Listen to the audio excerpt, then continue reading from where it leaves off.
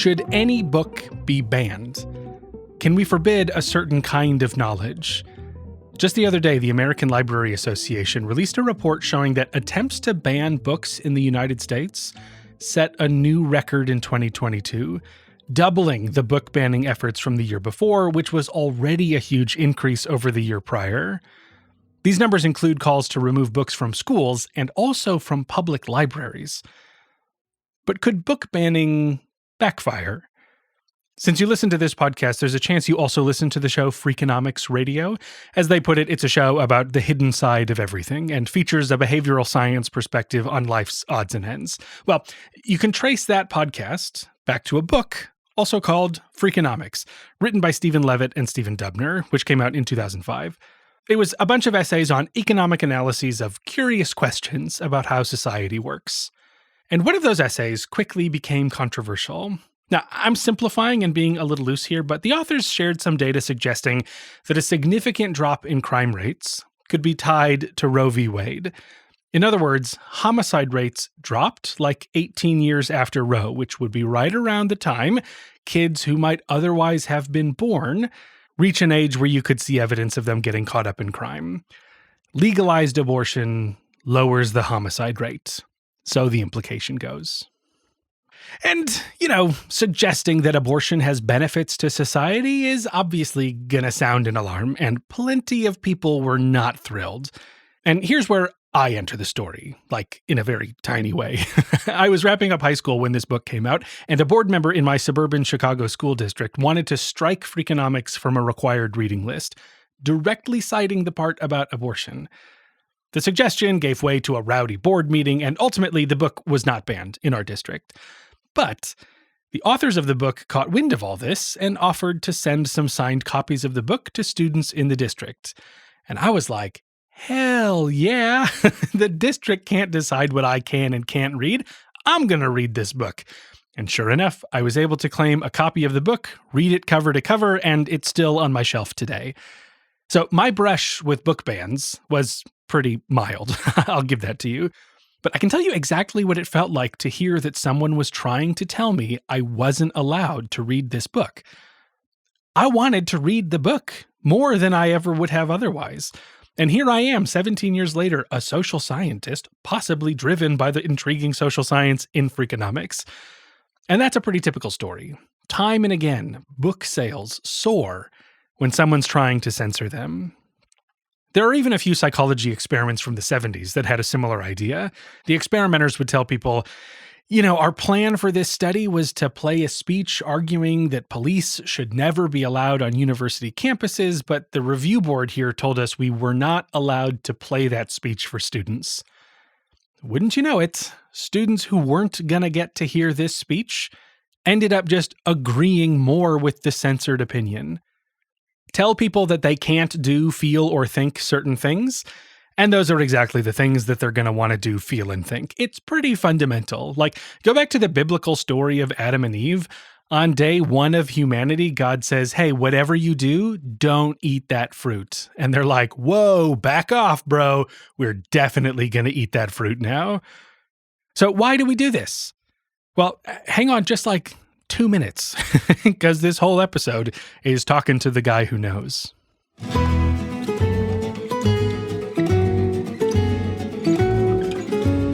You're listening to Opinion Science, the show about our opinions, where they come from, and how they change. I'm Andy Luttrell, and I recently talked to Dr. Ben Rosenberg, who's an assistant professor of psychology at Dominican University of California. And one of the things he knows a lot is this thing called psychological reactance theory. In 2018, he published a paper titled A 50-Year Review of Psychological Reactance Theory, do not read this article. And if you don't get the joke now, you will by the end. Banning books, telling people what to do and think, forbidden romance, these are all things that are likely to arouse reactants. So to get a better idea of what that means and why we should care, let's jump into my conversation with Ben Rosenberg. No better place to start than what is reactance theory. It's one of those things that it's been around for so long, but it kind of has crept under the surface. I get the impression that it's like a theory everybody knows in vague terms, but is not something that like people really have grappled with. Like you have engaged with reactance theory. So you've come to know it very closely. So what is it? If you were to just sort of elevator pitch reactance theory, what's the premise? Yeah, I mean, reactance theory, I think to your point, is similar in many ways to cognitive dissonance, which I know we'll talk about a bit later. The difference, to your point, or a difference, is that cognitive dissonance is everywhere, right? It's exploded. People talk about it in sort of common language, common conversations.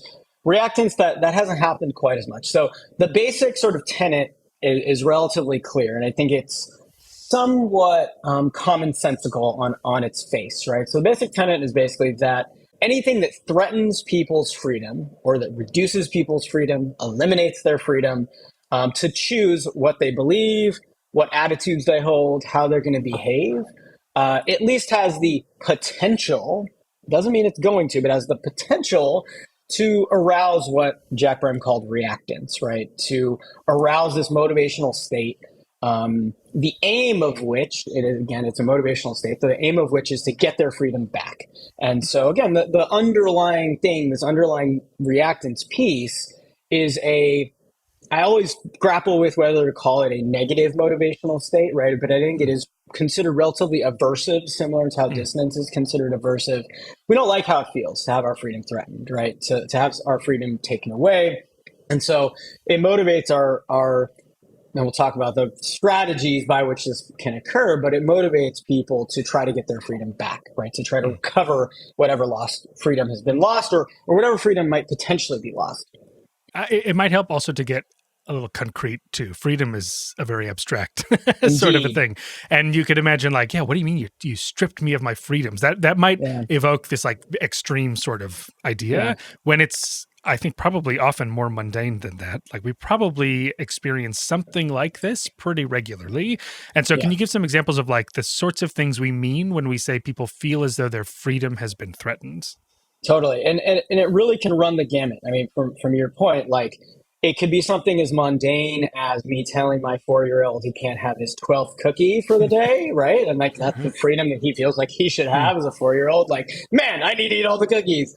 That could induce reactance, right? To him, that's something that is important, it's valued. And if I tell him he can't do it, he might lash out. He might hit me. He might throw something at me because he thinks it's going to help him, or insult me, right? Because he thinks it's going to help me regain his freedom. The other end of the spectrum are things that people would consider more of value. And that's not to say that a cookie isn't valuable to a 4-year-old, but that might more broadly be considered more valuable. So I've obviously, as you can imagine, been thinking about this stuff a lot in the context of COVID and mandates about health, mandates about mask wearing and vaccination, all this stuff. So that would be a more, I think, extreme or maybe valued piece of reacting, a potential place of reactance, right? Where if somebody's telling you what to do in that context, in other words, threatening what you perceive as your bodily freedom to decide how you want to treat yourself, that behaviors you want to undertake to protect yourself or not, those kind of threats can be more extreme and could have a commensurate response, right? That is also more extreme than perhaps the 4-year-old's response to getting his cookie taken away. Mm-hmm. Similar to that, it's reminding me of, the aversive effect of people telling you how to like plan out your diet. Like you have to eat this, like you need to eat better. When someone, if someone says like, you need to eat healthier, you go, well, screw you. I don't need to do anything. Yeah. That's that kind of like mundane, like every day, no one's trying to strip you of your freedom per se, but you experience it as like, you can't tell me what to do. That's my inner monologue for reactance Yeah. is you can't tell me what to do. Yeah. Does that capture most of it, you'd say?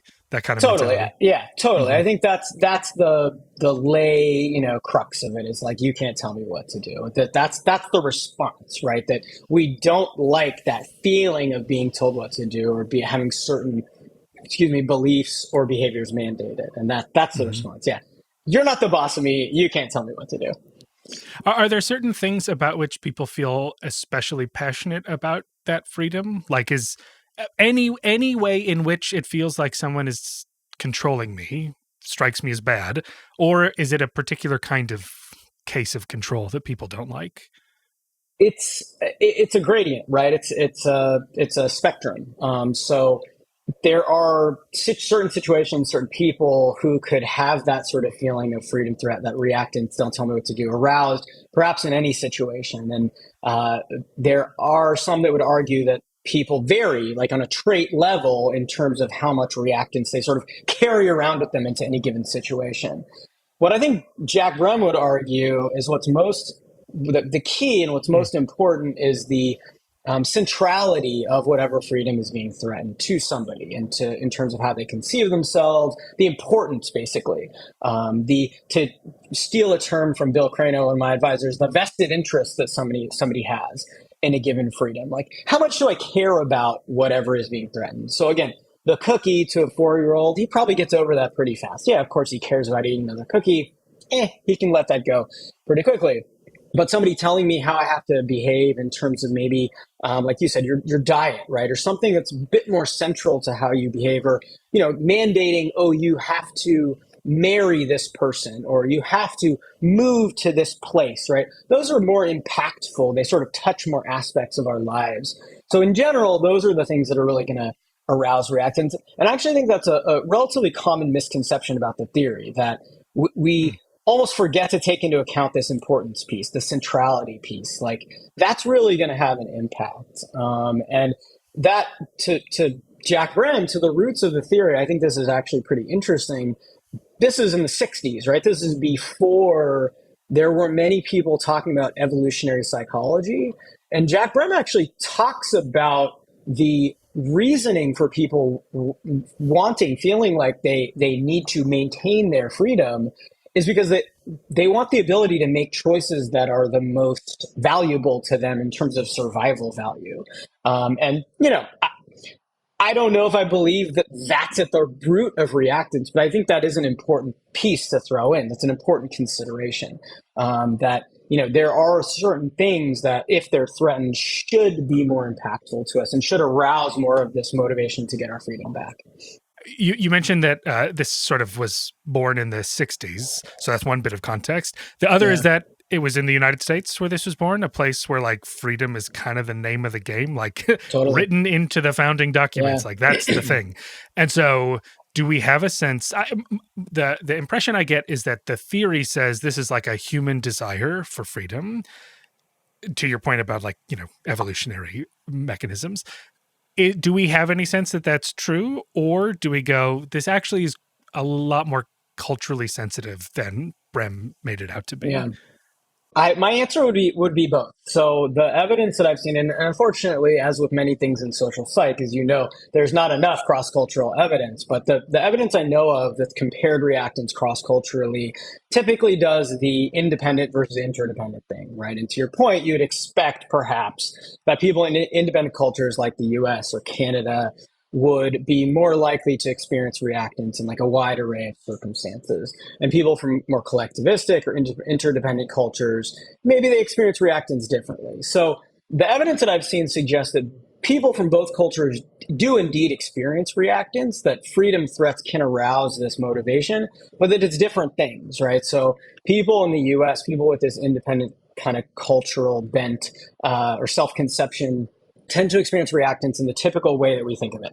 Like, somebody threatens my freedom to choose for me, that's what causes me to be reactant.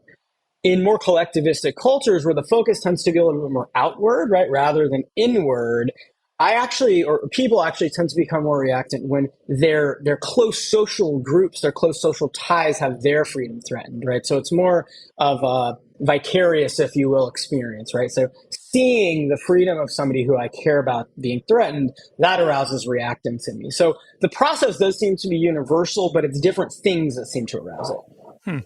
It's similar to some of the dissonance work cross-culturally, where they show that, like, back to Brem, like early dissonance stuff is like when I make choices that arouses dissonance, I resolve dissonance. And there's a question of, is that just like a individualistic thing that when I make choices? And it seems like in other cultural contexts, inconsistency is still aversive. It just is a question of what is inconsistent with what, right? And so, interesting. It seems like the same sort of story. But it comes back to like freedom threats just seem globally aversive. which makes adaptive sense, I guess. I'm going to do something that I almost never do, which is quote you to yourself, which is scary. I don't want to put it on the spot. But when I was reading the review of Reactance that you co-wrote, there's a point at which, when you're describing how Brehm thinks about it, you write that people don't desire freedom, but its loss is motivationally arousing, which surprises me a little bit that the proposal would be that people don't actually care about having freedom until it's gone. Is that, like, what do you make of that? Does that seem right still, or what do you think he meant by that? Yeah, I love. First of all, I love that you dug that up. I mean, I know that quote is sort of buried in there, but we actually took a great amount of care to include that. And part of the reasoning is that Brehm was really clear about in his writing in the 66 book, and then him and his wife did a review in 81 of kind of the early reacting scholarship. They were really clear in multiple places that reactance theory isn't about people seeking out freedom, right? Looking to gain freedom, but rather what happens when freedoms that we perceive we have are lost, right? So, and I actually think that's kind of a key thing that's often overlooked about the theory, that it's not about us looking to get more stuff in the way of freedoms, or to get more ability to act however I want. It's more of this baseline, like, I feel like I should be able to do the things, believe the things that I want. And when that baseline ability to make it evolutionary, to make the choices that are best for my survival, when that is lost, that's what arouses reactance, right? So I'm not going around seeking freedom, but I'm trying to protect the freedoms that I feel like I have. I like the saying that you don't realize what you have until it's gone. People take it for granted. And the way it seemed like he was defining this, what is it, freedom, I forget what they were called, freedom acts or whatever, free behaviors, was that, like, these are behaviors that ordinarily you have experienced agency over. And so there may be some things where you go, well, I have never been in control of this. And so, like, for someone to remind me of that, I go, yeah, I know. Like, I don't have a say in this. It's when I sort of have gotten used to feeling as though I have control over this that it's really aversive to suddenly feel like you're trying to take that control away from me. Yeah. Yeah. He was clear about the free behaviors, right? It was stuff that we've done in the past that we think we should have agency over, as you said. There are free behaviors I perceive in the present, right? So things that are in my repertoire of behaviors that I think I have control over enacting now, or beliefs that I think I have control over holding now, or things that I might think in the future that might be a good thing to do, or that might be something I would do. So it's any of those three time points, right? And again, it's not trying to build up a cadre of more freedoms. It's the perception that at any of those three time points I have or had a freedom that somebody is now trying to remove from me. This is reminding me of another question I had, which is that word reactance is just bizarre to me. Do you have any sense of where that came from? It's one of those words that it's like you hear it defined in this context only, and then suddenly one day you go, what a weird way to refer to this. Do you have any idea? Yeah. Like, is there some... I wish there was like some cool, cool story or something. I don't, unfortunately, know.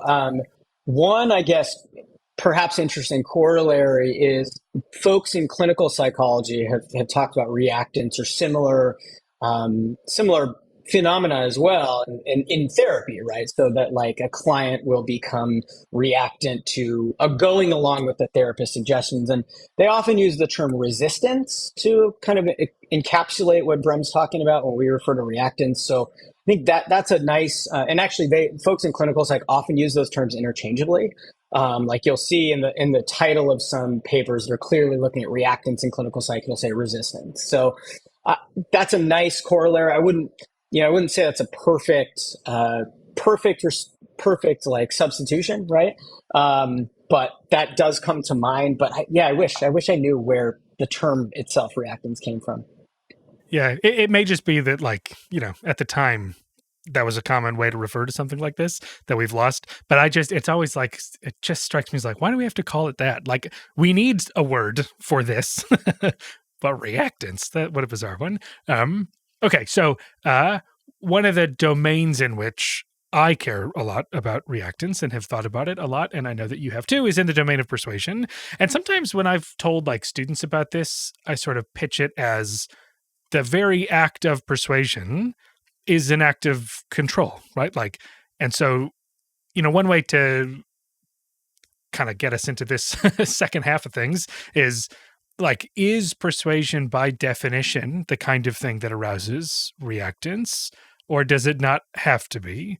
Like, do we think of persuasion as fundamentally in the interest of taking people's freedom away?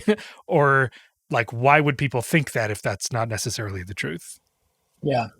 I've grappled with this question a lot. I think there's a world in which you could portray or perceive any act of persuasion, as you said, to be an act of taking people's freedom away. And there is some interesting research on this in the reactance realm. So there was a meta-analysis and a bunch of other studies looking at, this is fairly early on, looking at the persuasive intent of a reactance-inducing agent. So the freedom-threatening person, usually they were like, some cool old school experimental design where the confederate of the study was like making it really clear that they were trying to get the participants to come over to my side of this issue. And it was always about something cool like, putting fluoride in the water or like nuclear weapons or, something very, very like of the time, which I always love reading about. But they did some cool studies on this, right? And they indeed find that the more obvious the persuasive intent of the freedom threatening agent, the more reactant people become, right? So it seems that there's a gradient. If you force me to answer this, which you are, I would say that not all persuasion is going to arouse reactants. And again, I think that a lot of the studies, particularly from communication, where a lot of the reactance persuasion stuff has happened over the last 20 plus years, you'd say that not every communication attempt or every persuasion attempt has to arouse reactants, but that some certainly can. And that there is a way in which you could, again, make the case, as you did, that all persuasive attempts are efforts of freedom threat, right, or attempts to control. I think I would tend to side, I think, with the communication folks on this one, that it's a gradient, that certain worded or certain framing of messages is more likely to arouse or induce reactants. So when messages, sort of to the point of the earlier studies, when the persuasive intent of a message is clear, when it's obvious that a message is really, the only intent here is to persuade you, I think in those cases it's likely that they'll induce reactants. And the main paradigm for studying reactants these days is messages, as you and I have talked about offline, where they modify the type of language that's used in the message. So, one condition, the heavy reactance, very threatening condition, includes like very harsh language, very strongly worded language. Andy, you must put me on your podcast, right? And the other condition is meant to contrast that. It's a little softer, right? It's not a demand. It's still clearly a persuasion attempt. It's an attempt to bring you over to my side, but it's worded much less harshly. It's Andy, you should consider having me on your podcast, right? And so there's a clear difference there in the semantics of how it's presented. And I mean, again, the evidence is clear that those really harshly worded messages arouse more reactants than the more softly worded ones. I would caveat it, though, by saying those softly worded ones, it's not to say they don't arouse any reactants, right? I think they still have the potential to arouse reactants. But if you really want to get people riled up, show them a harshly worded message, threatening a viewpoint or forcing them to take on a viewpoint maybe that they don't want or that they disagree with. Then you'll see some stuff happening. Mm-hmm. Do you get the sense, like, so those strongly worded messages are very useful for research purposes. Do you get the sense that they're realistic? Every time I see those studies, I go, when would anyone ever do this? You read them and they're like, if you listen to my arguments, you will be forced to agree with me that you must brush your teeth not once, but twice a day. And you go, who's out there saying you are compelled to believe me? Yeah.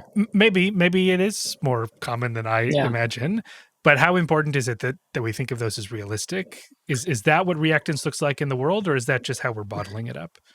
I think in this case, it's how we're bottling it up. And I would argue, and I was going to, I think, say this earlier on. I'm glad it's coming up now. I would argue that we need to sort of move away from this messaging paradigm. I think it served as a really nice testing ground for some of these ideas. And clearly, we've seen that with these message effects. But to your point, where's the experimental realism in these studies, both in terms of how much people believe them, right? Their believability. Like, to your point, somebody could see these messages, demanding that you floss or demanding that you do X, Y, Z. And it's like, man, this is bullshit. Like nobody's really going to do this in the real world. And they might just disregard it. And so that, I think, is important. How much are people buying into these messages? But then the second piece, more to your point, is like, how much are these testing what actually happens in the real world? And so I would say, and like I'm trying this futilely right now with my lab, is we need to, at least to some degree, go back to the old school reactance studies, which actually introduced a freedom to people and then removed it, right? So it was like the whole McGill is happening right in the context of this experimental study. You come to my lab, I convince you that you have some freedom. You're going to get a choice of, and again, these studies are in the 60s and 70s and they're great. It's like, you're going to get your choice of these records. Like, which one of these 5 records do you want? And, people say, ooh, I really want this one, right?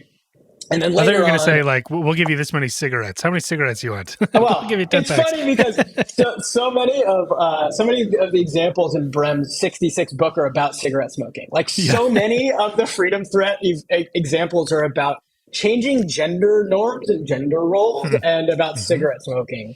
And it's actually a spectacular read. I'm sure nobody out there will go read it, but it's like short book, but it's a great read. It's the same in Festinger's Dissonance book. There's a bunch of smoking examples, and I put out this YouTube video years ago, and routinely people comment like, I don't get the smoking example. And I go, I know, it's just, that's the thing Festinger used to describe it. And I get it. It's changed since then. Yeah. Anyhow, but give people a choice. Which records do you want? Yeah.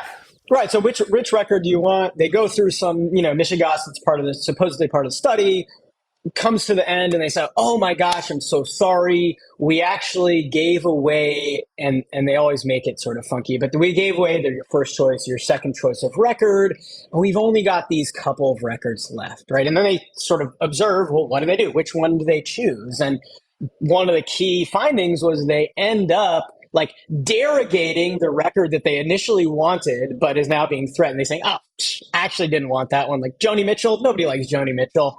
My original 5th choice, the Rolling Stones, that's the one I really want, right? So they're changing their choice to regain their freedom, was the thought. So it would be really great, I think, for the field to get back to some studies like that, where we're actually threatening people's freedom. And, there's ethical issues, there's IRB issues, so there's issues with that. But I think in terms of, long circle back to your point, to get back some of the experimental realism, to get at some of these real contexts that might be threatening people's freedoms in their everyday lives, I think it's going to be, something like that is what's going to have to happen. The version of that I thought it was going to, which does feel realistic, is you give people a choice and then you say, out of these 10, which do you want? And I go, oh, this one sounds great. And I go, oh, actually, we're out. Here, you can have this one. And you go, well, wait, not going to let me pick now what I'm going to get? Like, now you're deciding for me? I feel like that happens a lot too, where they're like, oh, here, take this. And you go, well, maybe that's fine, but I don't love that you're the one who decided what it was that I am supposed to have.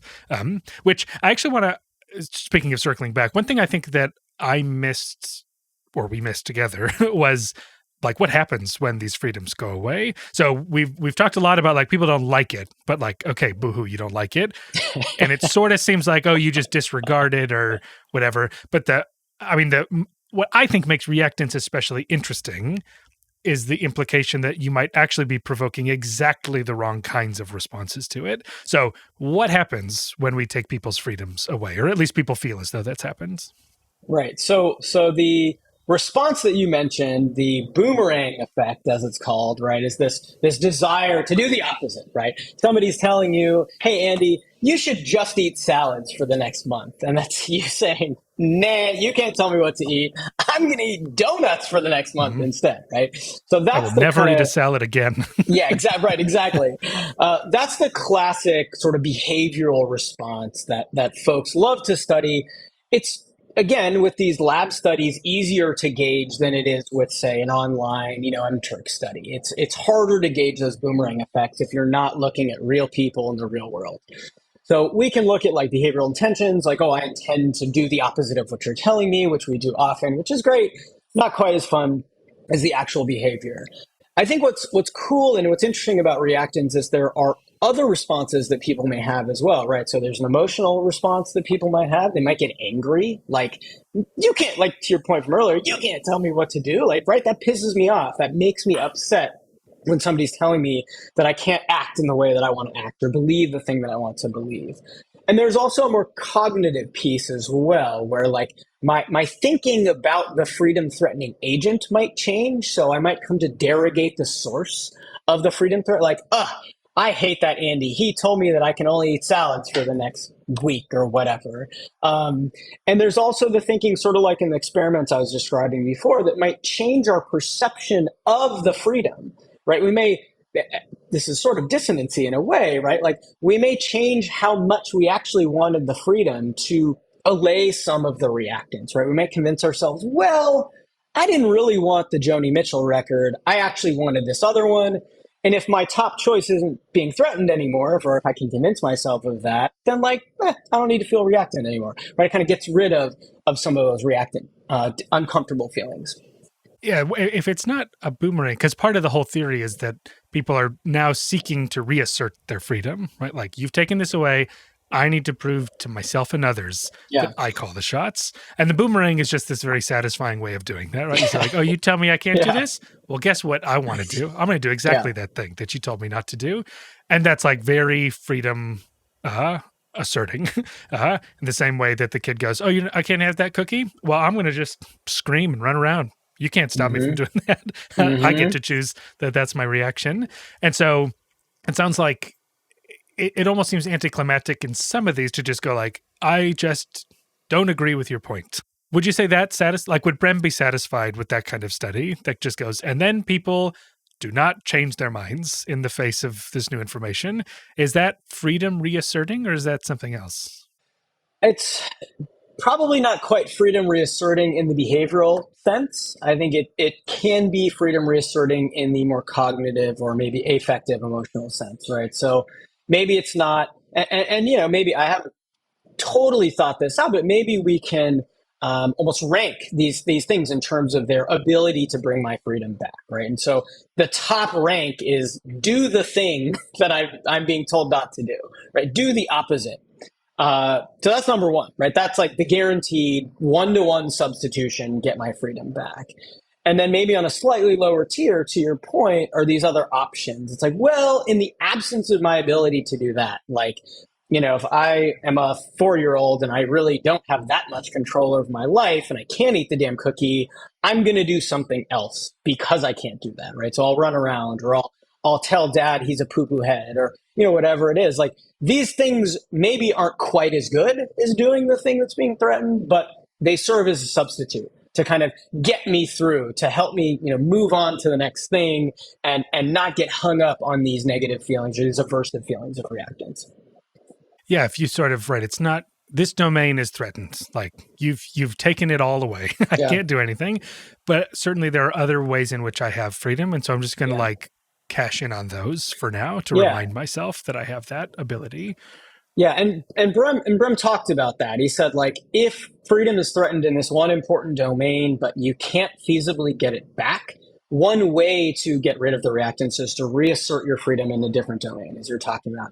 That's one of these, and there's several of these things, but there's one of those things in the Brem's theory that never was really fully tested. So I don't talk about it that much. It's hard to like really hang your hat on that one and say, yes, this is definitely what happens. I think it does make a lot of intuitive sense.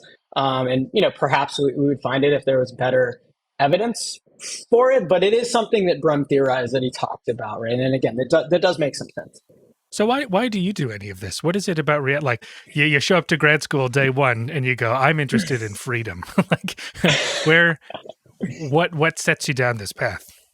It was actually a circuitous route. I mean, I didn't start with Reactance. I actually didn't get interested in Reactance until about maybe 3 years until before I wrote my diss. And I had been doing some similar but not totally related stuff and sort of the motivate kind of crossover between motivation, Mm. goal directed behavior, but also some persuasion stuff. And um, my advisor Jason Siegel was doing, we're trying to make a theory basically, and I don't know if you've ever tried to come up with a theory, Andy, but it's a shitload of work. Yeah. And it's really fun and interesting. Then we were like, in the second year grad students and we're like sitting outside of a coffee shop that has a black window, and we're like drawing. Literally, we Mm. had these like erasable bars. We're like drawing constructs and arrows and all this crazy stuff. And so we're like trying to come up with this theory, which actually we're, side note, we're getting some really cool daily diary longitudinal data on right now, which hopefully we'll get out there in the ether at some point. So we were doing some kind of theory building stuff, and we published a couple of papers on it. It was fun, it was interesting, but the sense in grad school as you near the end is like, I need something of my own to grab onto. And I was just kind of shooting ideas around with my advisor what to do. And he was like, what about reactance? Like reactance is cool. Like I know there's a lot of stuff on it. It's a nice, melding between motivation and persuasion, kind of two things you're interested in. And I was like, all right, let me go read about it. Sure I'd learned about it in my overview of social psych class or whatever in grad school, but I hadn't really thought much about it before that. So he's like, just go read some stuff. So I go and I find the review, and I'm like intrigued enough that I order Brem's 1966 book off of Amazon. And, I just start reading, and I'm like, this is pretty fascinating stuff. And what really kind of roped me, or really got me interested in, was the lack of what I perceived at least as a lack of people looking at moderators of reactance effects, right? And so Brem talked a lot about this importance piece that we were talking about before, this like, how vested am I in the freedom that's being threatened, really, really mattering. But people hadn't looked a ton at other things that moderated this relationship. It was like freedom threat, reactance, boomerang effects, other stuff happens. Nobody had looked, or few people had looked much at what happens in the intermediary there. Like, what else is occurring? So, what are the things that might make it so in this context or in this affective state, like, I don't feel that reactant when I'm feeling happy or whatever, or if I'm feeling in a certain state, do I feel more reactant than I might normally, right? Nobody really looked at that stuff. It was like, you're a blank slate, and if somebody threatens an important freedom, then you become reactant, right? There wasn't a lot of other work. So that's what really got me interested in. I looked at uncertainty as one potential moderator for my diss, which was cool. And of course, that finally got published 6 years after my dissertation, which is how it goes. And so that was fun, right? That sort of sent me down this road to like, okay, let's think about what are some other things that might moderate this portion of the relationship. And then the other piece, and this was sort of a zoomed out motivational look at reactance and again, this is a motivation theory, in my view at least, zoomed out look at, well, if reactance is considered like a negative negative motivational state, which tends to sort of narrow our focus, what other effects might it have? Like, are there other things that happen when we're reactant beyond the few that we've talked about? Beyond trying to get my freedom back, feeling angry, maybe these kind of cognitive impacts. Like, is there other stuff that happens? Like, can we consider this truly sort of core inconsistency-based motivational state that has broader ranging effects? And so those things at sort of the boundaries of the theory, because it seems so well established, was really like kind of fired up my scientific juices, I guess. So yeah, so in terms of it being a motivational theory, sometimes that word motivation, the way psychologists use it, isn't always super intuitive. So what do you mean exactly by saying it's important we think about reactance as a motivational theory? To me, motivation is about, and I think hopefully folks would agree, it's different than the common way of using motivation. Motivation is about what prompts us to act, and then what keeps us persisting in our actions, right? And so when I think about reactance, I think of it as something that could prompt us to act, right? Getting freedom removed is something that could motivate me, could push me toward action. And it's also something that could make me persist, right? If I'm unable to get my freedom back, that feeling, being motivational, might be something that makes me keep doing stuff, whether it's asserting a different freedom, whether it's changing how I feel. That feeling might keep me acting, right? Keep me persisting. So those are the two things, right? It's like what prompts me to act in the first place, and then what keeps my action going? What makes me persist in whatever behavior it is? And so again, I think reactance fits the bill, if you think about it from that perspective. Mm-hmm. In that freedom is a goal, or agency is a goal, so that when we're trailing behind, we feel like we're not there. Right. That not incentivizes us, but it prompts us to move toward that state. Yeah. But then weirdly, when we have it, so in the maintenance portion, Mm-hmm. if we said that people aren't thinking about freedom day to day, does it play that role, that like keeps me acting role, or is it only once it's gone, it prompts a behavior but doesn't sustain a behavior?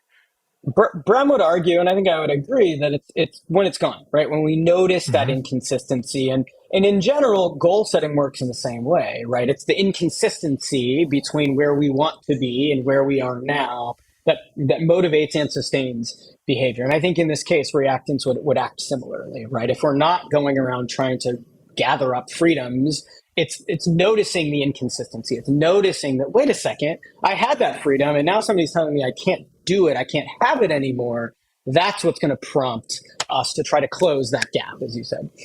Mm-hmm. Okay, so now I think everybody is on the same page to appreciate the title of this paper that you co-wrote, the culmination of your advisor saying, go read these, just read a couple things. Right. And all of a sudden, we have a sweeping review of reactants. So anyone listening hopefully should understand why this is a beautiful title. A 50-year review of psychological reactance theory. Do not read this article. Obviously, do not read this article being a freedom-threatening sort of a statement. So I told you before that I see this as sort of in the pantheon of great academic paper titles. And so I'm curious, like, where did it come from? Like, at what point were you writing this and you're like, oh my God, you know what we have to call this? Like, Yeah. Was it before any words were written, or was it once you're about to hit submit, you go, wait, we have to call it this? What's the backstory on that? This was early on. I mean, this was like, how could we not have a cheeky title for a paper about threatening freedom? Like it seemed like it was low hanging fruit. It was like, we have to do this. The funny part though is, so we submitted it to Motivation Science and we got reviews back, and they're overall they're positive. They gave some great feedback, whatever. And one of the reviewers though goes, I see what you're trying to do with your title. It's just not funny. It's like, oh, okay. So of course, like, he was trying to threaten our freedom, I think. Totally. Or he or she was trying to threaten our freedom. Yeah. So obviously we decided to keep the title in. The editors thought it was fine. And, I just couldn't imagine having a paper about reactance, such as you said, a sweeping review of 50 years of scholarship without some sort of cheeky title. And, I think in a broader sense, it does fit my personality as well as Jason's personality, who I wrote it with, who was my dissertation advisor. Like, we're both, I don't know, sort of fun and kind of, we enjoy the little things in science like that. You know what I mean? It's like, I knew that if I was reading it, I would appreciate it. And Jason knew he would appreciate it. He once tried to get like the names of as many superheroes in a paper as he could. It's like stuff like that. I think it's the little things that keep you going sometimes. So we were very excited when the editors were cool with it and decided to go with it in the published version. Well, what's great about it too is, like, if you then read the article, you have offered supportive evidence of reactance theory, right? Like that is the boomerang effect, right? You told me not to read it. If I end up reading it, I go, got it. Okay, interesting. So Brem was onto something. Right. And citations are meaningless, but if citations are anything, this article has been cited like 200 times already, right? In the 3 years since it came out. So it's like, or I guess, 5 years since it came out now. 2023. It's crazy. Anyways, it's been cited quite a few times, right? And I know a lot of that is people write a sentence and then they're like, oh, need it for review C right here. But, perhaps it has led people to read it. I love the part of it with the reviewers because I've often thought of myself, and we don't have to get into the trait reactance stuff because I know that's a contentious idea among people who study this. But to the extent that there are people who are more prone to reactance, I feel like I'm personally off the charts. Like, I don't know where it comes from, but I've always just had such a distaste for giving up any sense of autonomy. So if that were me, if I was the one getting that review, I would be like, oh, we have to keep that in the title. It's just like the perfect reason to put that in the paper because it's like exactly the right evidence of my own petty reactance. Anyhow, all right, I don't know where I'm going with any of that. Otherwise, other than just to say, this has been great. Thanks for taking the time to talk reactance.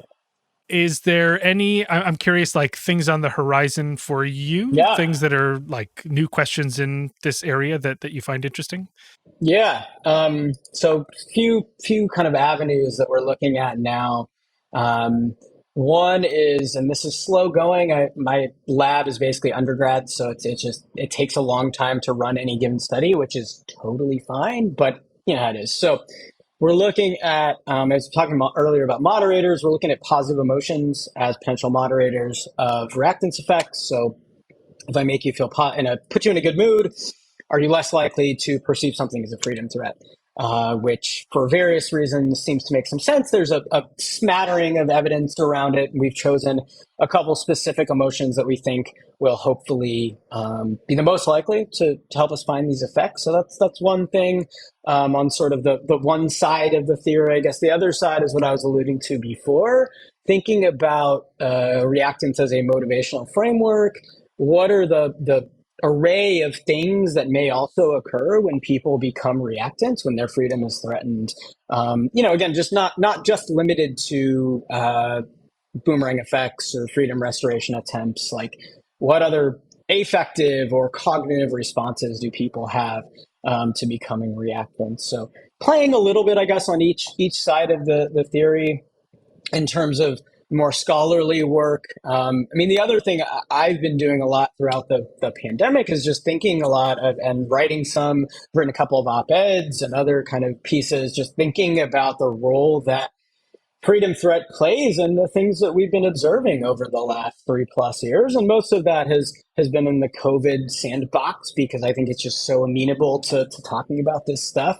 But there's, I think, a lot of other broad applications, and that's gotten me more into this sort of public writing for the public sort of persona is the wrong word, but just sort of writing for the public piece of being a social scientist, and that's fun. I've been really enjoying that too. So that's obviously flavored and influenced by the reactance work as well in terms of the kinds of topics that I choose to talk about or that I choose to write about. So those are the main avenues right now, I think.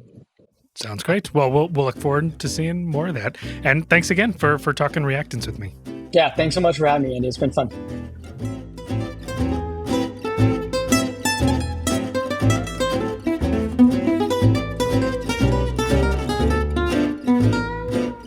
Alrighty, that'll do it for another episode of Opinion Science. Thank you to Dr. Rosenberg for getting down and dirty with reactance theory. You can check out the webpage for this episode for links to his website and other things that came up today. Let's see if I can use reactance theory to my benefit here. Okay. Hey, whatever you do, I forbid you from subscribing to this podcast. You are absolutely not allowed to follow @OpinionSciPod on Twitter. And so help me God. You need to lay off the online reviews. I cannot have you telling people online how much you love this show. Did it work? or was that joke was very dumb? All right, that's it for me. Thanks for listening, and I'll see you in a couple weeks for more opinion science. Bye-bye.